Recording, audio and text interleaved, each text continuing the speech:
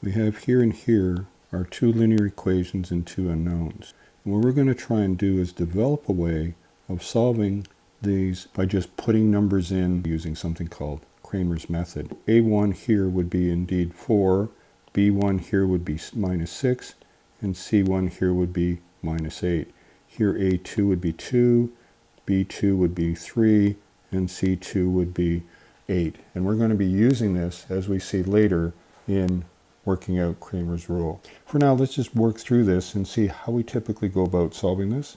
First thing we have to do is eliminate the y term. We do that by multiplying our first equation by 3. We multiply our second equation by minus 6. And I think you can see when we subtract these, the y term is completely gone. That leaves us 3 times 4 minus 6 times 2, x equals 3 times minus 8, subtract minus 6 times 8.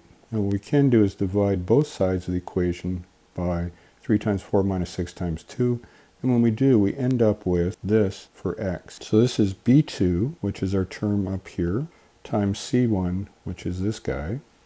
That's our term here. And then we're subtracting b1, which is this, times c2, which is this. And that's our numerator. And on the bottom, what we're going to have is a1, which is this term, times b2, which is this term, subtract a2, which is this term, times b1, which is this term. And that is all we need to do without doing a lot of mathematical gymnastics. Now if we follow this through, we get x is minus 24 plus 48 over 12 plus 12, and we work out very easily that x equals 1. As we just demonstrated, using two generic forms of our two linear equations and two unknowns, we can very easily just put our numbers in from these to get x and get y, and this is using what's called Kramer's rule. Let's take a different look at these two linear equations and two unknowns. Notice we've got a1, a2 here. We can express that as a column of coefficients like this. We can take b1, b2 and express it as a column of coefficients like this. And finally, our constants here we can also express as another column of constants. Now I think you'll remember how we solved x using Kramer's method, and also how we solved y using Kramer's method with a generic version of the two linear equations and two unknowns. Now all we had to do was substitute in our numbers, and we came up with the value. Now this structure here is called a determinant, and a determinant is a way of actually setting things up to make our solution of linear equations even easier. And the way this works is that this determinant means a1 times b2 subtract b1 minus a2, as you've got here. So it's a crisscross. Now as we said, determinants are worked by top left to bottom right, subtract top right to bottom left.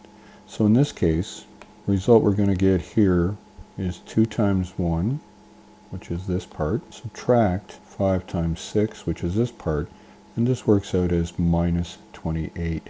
The diagonal running from upper left to lower right, which is this one, is called the principal diagonal. The diagonal running from right to bottom left is called the secondary diagonal. If we take a look at this determinant here, it's 4 times 3b, which is 12b, minus a times x, which is minus ax. So it's very easy, once you have a particular determinant, to actually figure out what the values are. In this one, it's 0 times 2, which is going to give you 0. Subtract 15, so our answer here again is minus 15. Now let's see how we can apply what we've learned about determinants to our generic equation here. We saw earlier from Kramer's rule that this was the case here. Let's see if we can figure out some way to use this. Now as we said on the bottom here, the a1b2 minus a2b1 can be written in this fashion here as a denominator. This is a1b2 minus a2b1 right there. So we can actually take what we had in Kramer's rule, go directly from here to here, because their denominator here is exactly the same as what we have here. Now if you remember the solution that we had from Kramer's rule here, then I think you'll be able to understand that this determinant we have, which is b2c1 minus b1c2, is what is on the top. So the numerator of this equation becomes this top term here, a1b2 minus a2b1. So this bottom part is the denominator. Now that we've got an appreciation of determinants, I think you can see Cramer's rule here can be expressed as this determinant for x and this determinant for y. This is Cramer's rule expressed in determinants. If we take the numbers from both of these equations and put them in here, and also do the same thing down here, we can very quickly, by just multiplying diagonals here and here, we can easily come up with x is equal to -1 and y is equal to -1 as well.